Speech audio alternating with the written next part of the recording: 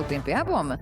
No estúdio, Carolina Coral. Saúdo os telespectadores da Freedom e já vamos direto para as notícias importantes. Desde cedo, as tropas russas atacaram a infraestrutura industrial na região de Odessa. Por causa do ataque em uma empresa portuária, um reservatório vazio foi danificado e o isolamento térmico pegou fogo. Todos os serviços competentes estão trabalhando no local do incidente. As autoridades locais informaram sobre isso.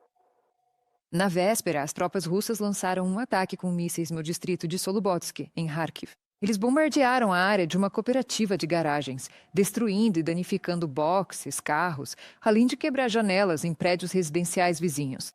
Isso foi informado pelo Serviço Estatal de Emergências da Ucrânia. Não houve vítimas. Equipes de resgate e serviços municipais continuam removendo os escombros e inspecionando o local do ataque. Um civil morreu e outros 2 ficaram feridos em consequência dos bombardeios russos na região de Donetsk. Segundo informou o chefe da administração militar regional, Vadim Silashkin, apenas nas últimas 24 horas, o exército russo bombardeou 20 vezes os assentamentos da região. Prédios administrativos e residenciais, assim como instalações de infraestrutura, foram danificados. Nas últimas 24 horas, as tropas do país agressor atacaram a região de Chernihiv 36 vezes. As áreas de fronteira estão sob bombardeio constante, conforme informado pela administração militar regional. O exército russo atacou com artilharia e drones FPV, e logo pela manhã um drone atingiu uma fazenda nos arredores de Chernihiv. Lá, um galpão com batatas pegou fogo e instalações e equipamentos agrícolas foram danificados. Na noite de 10 de janeiro, a cidade de Dnipro foi mais uma vez atacada por drones de ataque russos. O principal alvo era a infraestrutura energética. Incêndios começaram nas cidades e houve interrupções no fornecimento de eletricidade. A onda de choque danificou prédios residenciais de vários andares e garagens. Veja as consequências do ataque massivo na reportagem de Natalia Gusak. A onda foi tão forte que todas as janelas voaram para fora. Eu moro no primeiro andar. Até a fechadura da minha porta foi arrancada. Lyudmila conta que as explosões começaram a poucos metros da casa por volta da 1 da manhã.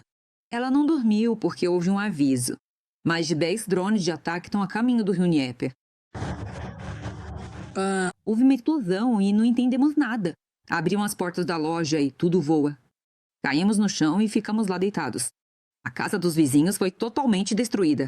Os vizinhos correram para o nosso apartamento e todos nós ficamos deitados no chão. No prédio onde Lyudmila mora, a onda de choque quebrou as janelas de 80 apartamentos. Foi muito assustador. Eu moro um pouco mais embaixo, então foi muito assustador mesmo. Abracei o travesseiro e fiquei sentada numa cadeirinha. Depois minha sobrinha ligou dizendo que as janelas dela também foram quebradas. Ficamos sentados. No corredor, entre 2 paredes. Foram muitos. Foram 3 ou 4 explosões. Desde cedo, os moradores de Dnipro, neste bairro residencial, encontram destroços de drones Shahed russos. Vários drones atingiram a área da cooperativa de garagens. 2 galpões com carros queimaram completamente. Mais de 20 ficaram gravemente danificados. É evidente que não há parede e as portas estão tortas. Não há parede e as portas estão tortas. Todos os vidros do carro foram fidados. O tanque de gás está danificado. A onda de choque arremessou o carro para dentro de um buraco. Agora estamos pensando em como consegui-lo. Temos medo de começar. 9 edifícios de vários andares foram danificados na área do epicentro das explosões. Preliminarmente, mais de 350 janelas foram quebradas. Atualmente, também está atuando uma organização beneficente que distribui materiais para tapar as janelas. Porque, para amanhã, prevemos uma temperatura baixa. E agora a prioridade é restaurar o isolamento térmico das casas. A empresa municipal Gursoveta também está trabalhando. Ela ajuda os moradores a fechar as janelas e também estão sendo fechados os espaços de uso comum. Mais de 50 mil assinantes em Dnipro continuam sem energia elétrica. Os engenheiros de energia estão fazendo todo o possível para restabelecer o fornecimento de eletricidade à população o mais rápido possível. Natalia Gusak, Vladimir Shintelov, do Dnipro, para o canal Freedom TV.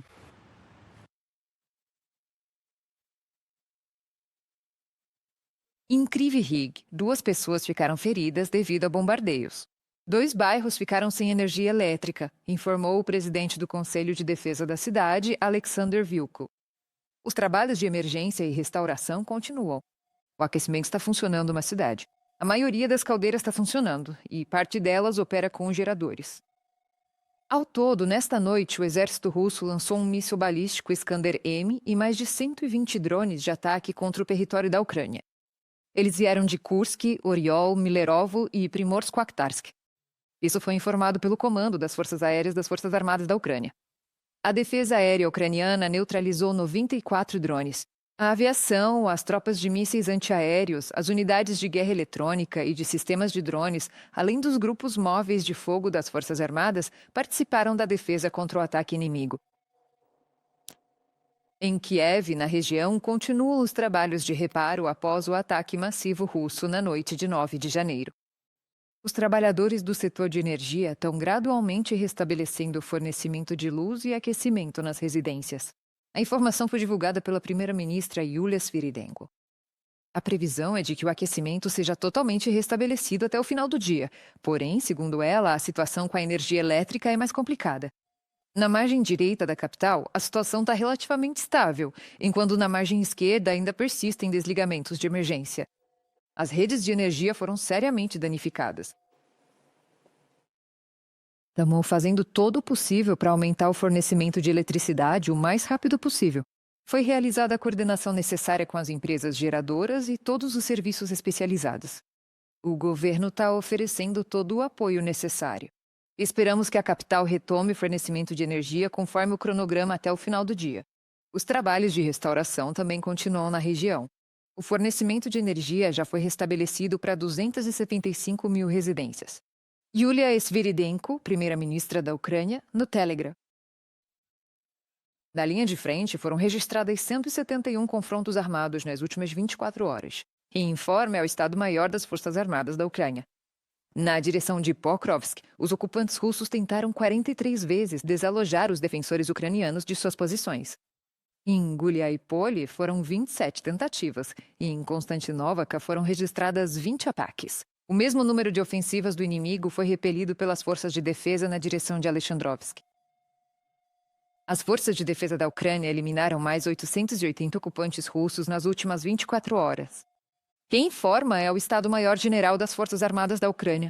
Assim, as perdas totais do exército russo desde o início da invasão em grande escala já ultrapassam 1.217.000 pessoas. Além disso, os defensores ucranianos destruíram ontem 4 tanques, 16 peças de artilharia e um sistema de lançamento múltiplo de foguetes, além de inutilizar 86 veículos automotores russos. Os russos estão preparando repressões sistemáticas contra a população civil nos territórios temporariamente ocupados da região de Zaporíjia. Segundo o movimento partidário Atestes, os órgãos repressivos russos receberam ordens para realizar medidas rigorosas, chamadas de ações preventivas. Em particular, agentes do Atestes já registraram casos em que a comandatura realizou batidas em porões e casas particulares de civis, confiscando equipamentos e telefones celulares. Em vez de slogans ideológicos, agora é usada a ideia de eliminação preventiva de ameaças. Na prática, isso significa carta branca para os militares agirem como quiserem contra civis. O comando está impondo a ideia de que não restaram moradores locais leais nessas vilas próximas à linha de frente. Ou seja, qualquer contato com a população deve começar com uma busca e verificação de possíveis ligações com as forças de defesa da Ucrânia. As pessoas são levadas para interrogatórios apenas por terem aplicativos ucranianos no celular. Frequentemente, essas detenções terminam em simples roubo, que nos relatórios é apresentado como apreensão de recursos para atividades de sabotagem. De uma mensagem do movimento Ateste no Telegram.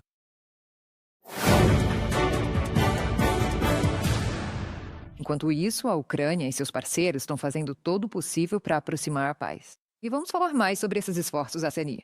Vamos discutir isso em mais detalhes, inclusive com um convidado. Mas, por enquanto, vou te atualizar sobre a situação. Kiev e Washington estão considerando a possibilidade de assinar em Davos um acordo de reconstrução da Ucrânia, no valor de cerca de 800 bilhões de dólares. Quem informa isso é o jornal britânico The Telegraph. O documento pode ser acordado em nível presidencial durante o Fórum Econômico Mundial, que acontecerá de 19 a 23 de janeiro, na Suíça.